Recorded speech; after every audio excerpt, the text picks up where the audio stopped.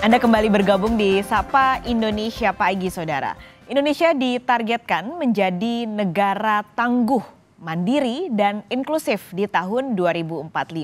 Yang artinya akan ada banyak kemajuan di berbagai sektor dan salah satunya adalah sektor minyak dan juga gas. Lalu bagaimana peran sektor migas mendukung target Indonesia Emas 2045? Pagi ini kita akan ulas bersama Indonesia Petroleum Association Presiden Yuzaini Yusof dan juga IPA Convex 2024 Chairperson Krisna Ismaputra.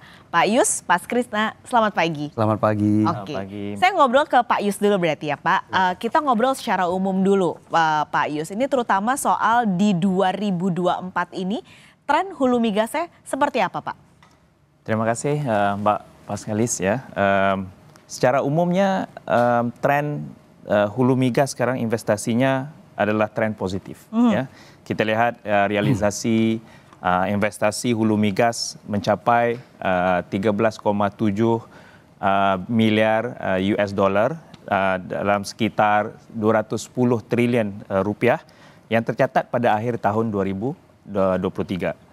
Dan ini adalah rekod tertinggi ya dalam 8 tahun terakhir ya dari tahun 2016.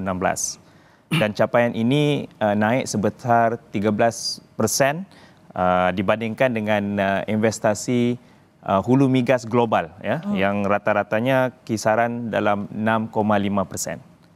So jadi selain dari itu ada lagi indikasi lainnya, kita lihat ada peningkatan dari segi aktivitas pengeboran dan juga proyek-proyek yang on stream ya di tahun ini.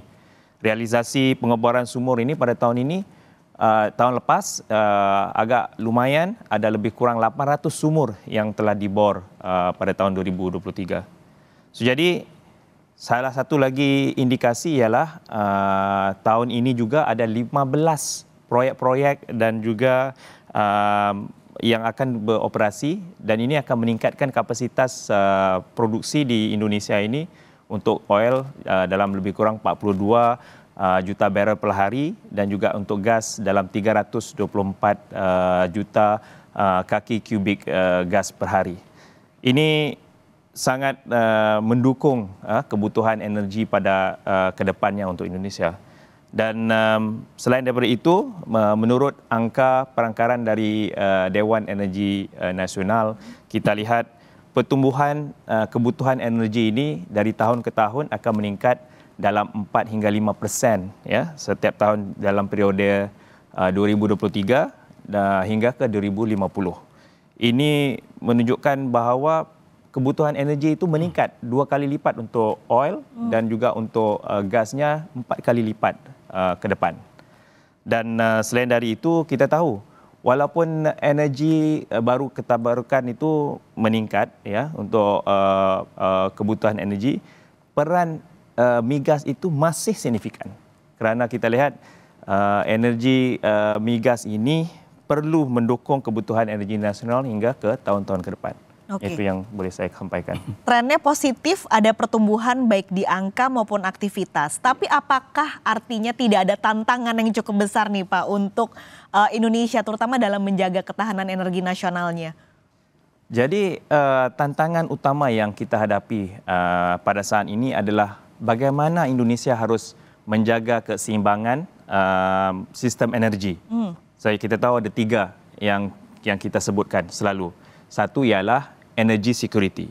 Ini merupakan bagaimana kemampuan negara itu untuk memenuhi kebutuhan energi pada masa saat ini dan juga mendatang. Yang kedua, energy affordability. Bagaimana sumber energi itu tersedia dan dapat diakses oleh seluruh masyarakat.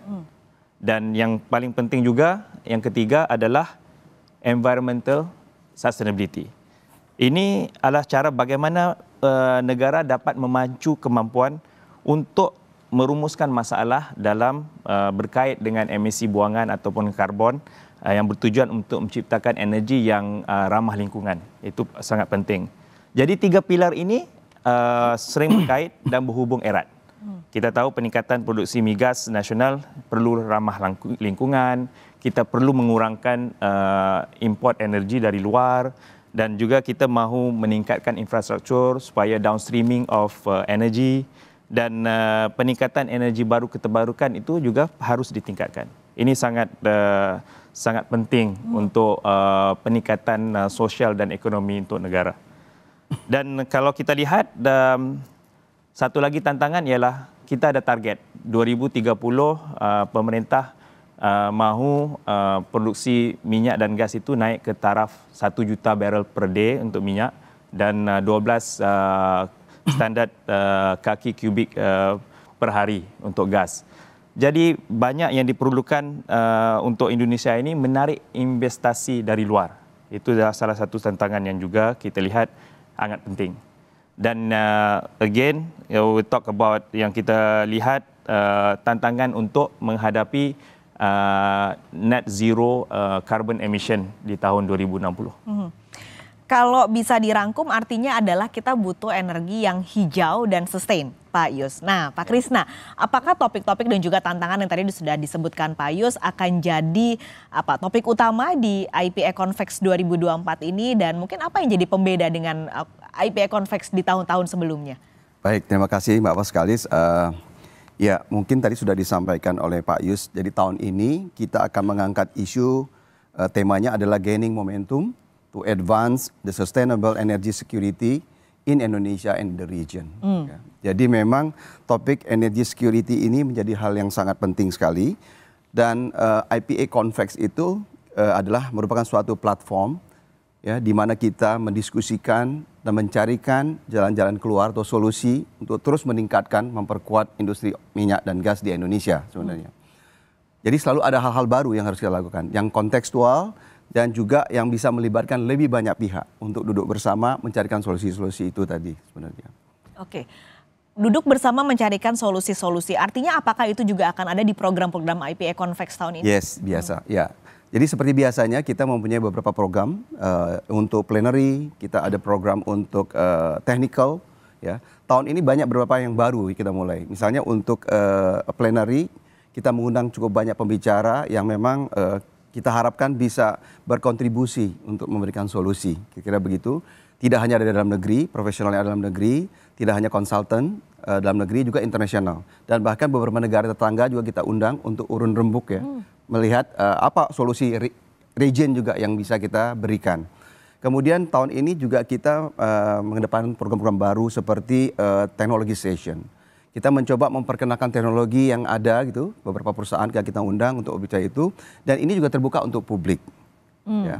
Jadi saya katakan tadi bahwa sebagai sebuah platform kita mencoba untuk mendiskusi, mencarikan solusi, tetapi juga karena IPA Convex ini ada convention dan exhibition, kita jadikan ini juga sebagai media edukasi dan mengkomunikasikan agar masyarakat umum juga mengerti mengenai posisi oil and gas di dalam berkontribusi di energi transisi seperti itu. Ini targetnya siapa Pak untuk partisipannya?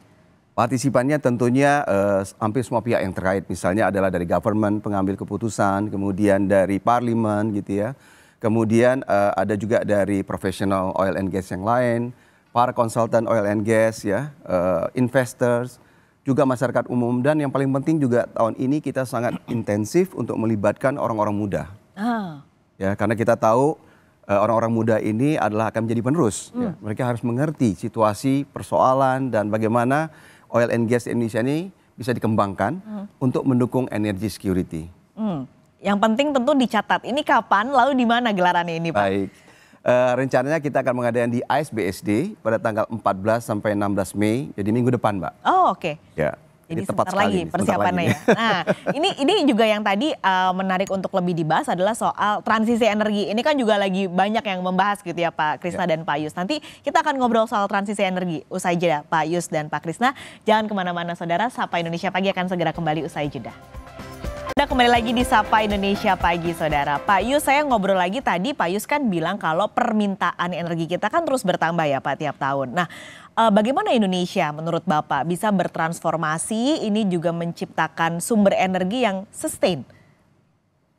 Ya, itu soalan yang sangat bagus ya. Kalau kita lihat kita tahu Indonesia ini memiliki populasi lebih kurang 270 juta insan jiwa saat ini dan merupakan negara keempat ya dari segi populasi yang terbesar di dunia. Jadi negara ini masih lagi di tahap pengembangan. Jadi kalau kita dalam pertumbuhan ekonomi yang sedang bertumbuh, energi itu sangat penting ya, very important supaya kita dapat meningkatkan lagi ekonomi negara. So rata-rata kalau kita lihat datanya mengatakan peningkatan energi itu dari tahun ke tahun adalah lebih kurang 4 hingga 5% ya, peningkatan dari especially yang terjadi lagi 2 dekad terakhir ini. So kemudahan akses energi di Indonesia ini penting sebab inilah caranya untuk kita pergi ke transisi energi.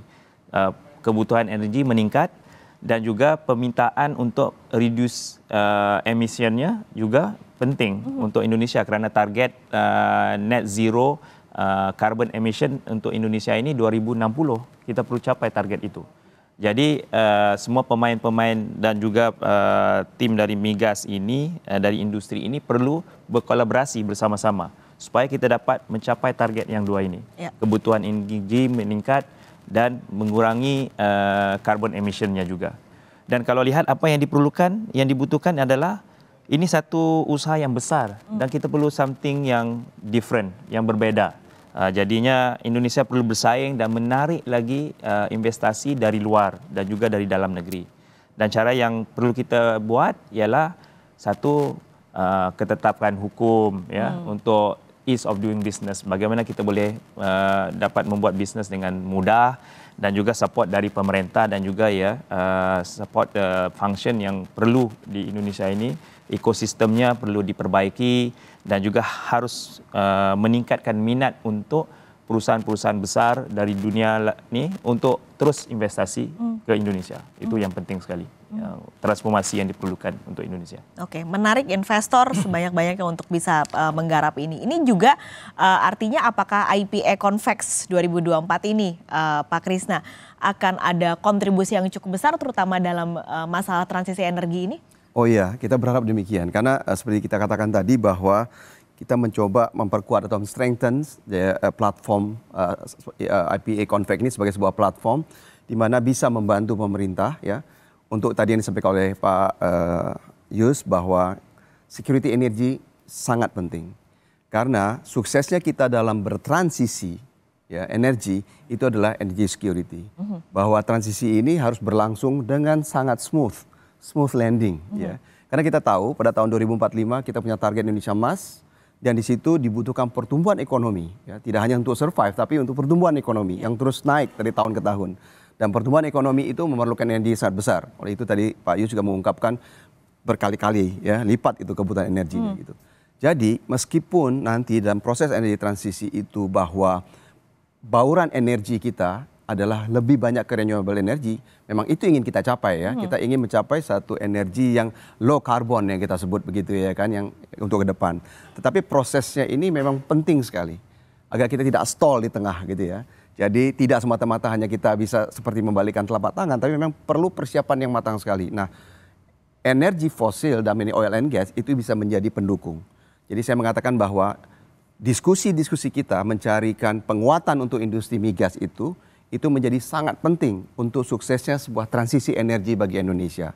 Agar tidak hanya bertransisi dari energi yang high carbon emission ke low carbon emission, tapi memang juga target-target pemerintah untuk mencapai 2045 Indonesia emas sebagai itu juga penting sekali buat kita sebagai sebuah negara. Oke, ini PR yang masih banyak harus dikerjakan. Tapi dari yang harus dikerjakan ini yang penting juga kolaborasi nih Pak Yus. Jadi bukan hanya tugasnya pemerintah atau tugasnya investor misalnya, tapi kolaborasi menjadi penting.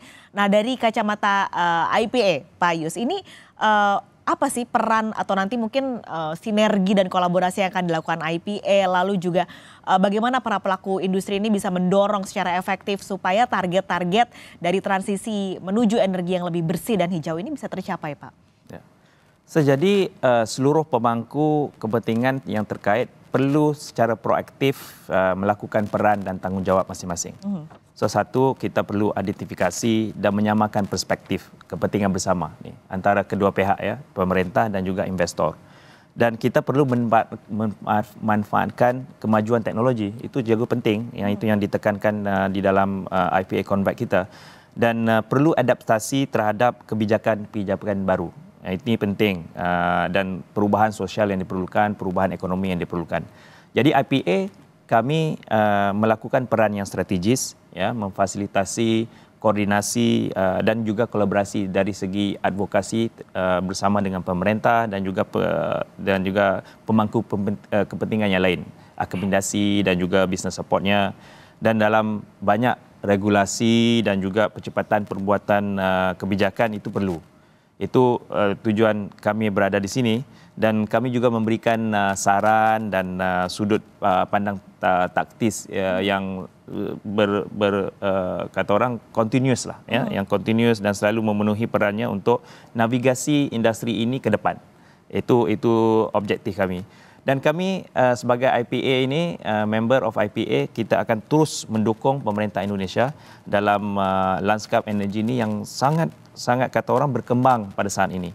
Dan saya percaya dengan kekuatan seiring kolaborasi yang diadakan dari semua pihak, kita bisa untuk mencapai target yang telah kita katakan tadi, memenuhi kebutuhan energi ke depan dan juga mereduce emissionnya karbon as per target. Oke, pertanyaannya sama untuk Pak Yus dan juga Pak Krisna. Untuk IPA Convex di tahun ini, apa harapannya Pak? Untuk saya dan juga tim saya, ya, saya berharap agar acara IPA Convex 2024 ini akan berjalan dengan lancar, ya, dan menjadi platform untuk memungkinkan para pemangku kepentingan dalam industri migas untuk bertemu, ya, berbincang, berinteraksi dan juga membangun kemitraan yang kuat. Jadi kita mahu terciptanya kolaborasi yang lebih erat dari semua pihak, dari pemerintah, industri, akademisi dan organisasi yang non-pemerintah, untuk menciptakan lingkungan yang kondusif untuk pertumbuhan dan juga keberlanjutan industri migas ini ke depannya. IPA Convex juga akan menjadi tempat untuk perusahaan-perusahaan untuk mempamerkan inovasi yang terbaru, teknologi yang kita ada, yang canggih dari industri migas ini, yang boleh kita gunakan untuk kita mencapai target yang tadi yang kita nyatakan tadi, increase energi dan juga mereducekan emisi. So jadi tentunya banyak masukan dan dorongan yang kita akan dapat di IPA Convex ini untuk pertumbuhan industri ini. Itu yang harapan saya. Oke, kalau dari Pak Krisna?